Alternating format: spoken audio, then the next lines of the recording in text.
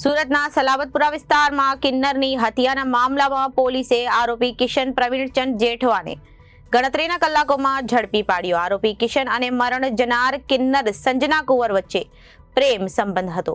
જો કે પોલીસે આરોપીને પકડી કાયદેસરની કાર્યવાહી હાથ ધરી છે। સુરતના સલાબતપુરા વિસ્તારમાં કિન્નરની હત્યાના મામલે પોલીસે આરોપી કિશન પ્રવીણચંદ જેઠવાને ગણતરીના કલાકોમાં ઝડપી પાડ્યો હતો। આરોપી કિશન અને મરણ જનાર કિન્નર સંજના કુંવર વચ્ચે પ્રેમ સંબંધ હતો।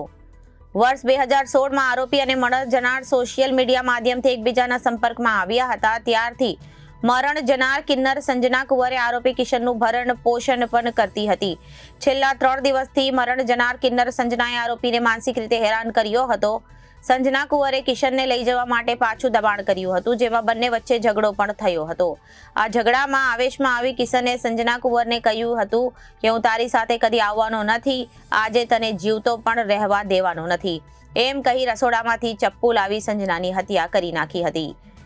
આજ સવારે સલાબતપુરા પોલીસ સ્ટેશન વિસ્તારમાં ઉમરવાડા ટેનામેન્ટ છે, ત્યાં એક હત્યાનો બનાવ બન્યો હતો। આ હત્યામાં એક આરોપી છે જે કિશન નામ છે એણે એની સાથેના એના મિત્ર જે કિન્નર છે સંજના કરીને છે એની હત્યા કરી હતી। એણે એક ચપ્પુ વડે એની હત્યા નિપજાવી હતી। પોલીસે આ બનાવને અનુસંધાને એફઆઈઆર નોંધી અને તરત આગળની કાર્યવાહી શરૂ કરી હતી, જેમાં જે ડેડ બોડી હતી એને પોસ્ટમોર્ટમ માટે મોકલી આપ્યું હતું। આ ઉપરાંત આરોપીની ધરપકડના ચક્રો ગતિમાન કર્યા હતા અને પોલીસને જ્યારે આરોપીનું લોકેશન મળી આવ્યું કે કઈ જગ્યાએ તે છુપાયેલો છે એ બાબતને ધ્યાને લઈ અને પોલીસે તરત ત્યાં જઈ અને એની ધરપકડ કરી છે। અત્યારે આરોપીનું સ્ટેટમેન્ટ પણ લેવામાં આવેલ છે।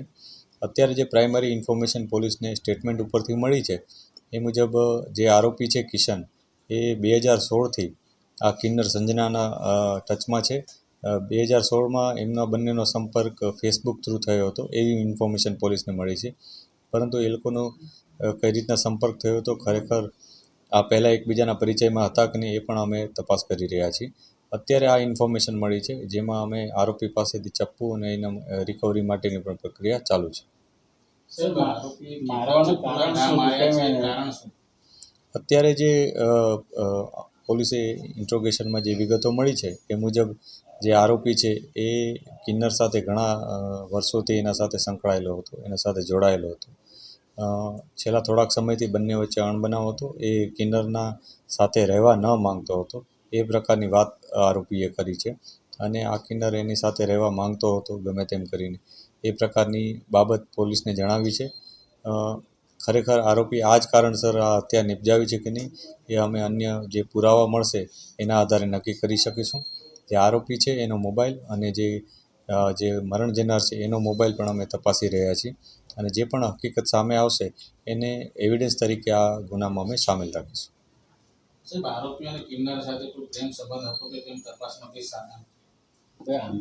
અત્યારે જે માહિતી છે એ ઘણા સમયથી તેઓ એકબીજાના મિત્રો તરીકે જ રહેતા હતા, પરંતુ પ્રેમ સંબંધ હતો કે નહીં અથવા અન્ય કોઈ પ્રકારના સંબંધો હતા એ બાબતની અમે તપાસ કરી રહ્યા છીએ।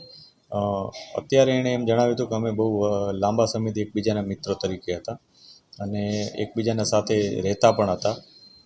છેલ્લા 3 દિવસથી તો આ જે કિન્નર છે એ એમના પોતાના ઘરે જ, જે આરોપીનું ઘર છે ત્યાં જ આવેલો હતો।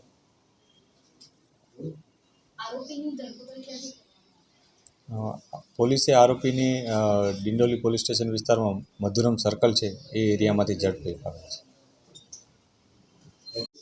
સાહેબ, આરોપી અને કિન્નર કેટલા સમયથી સંપર્કમાં હતા અને એની સાથે શું સંબંધ હતા? જે આરોપી છે એ કિશન જેઠવા કરીને છે, એને 2016થી આ જે મરણ જનાર કિન્નર છે એમની સાથે સંપર્ક હતો અને તેઓ એકબીજાના ખૂબ જ નજીકના મિત્રો હતા અને પ્રેમ પ્રકરણ હોવાનું પણ અત્યારે પ્રાથમિક જણાઈ રહ્યું છે, પરંતુ એ લોકો વચ્ચે શું કામ મનમુટાવ થયો હતો એ અમે તપાસી રહ્યા છીએ।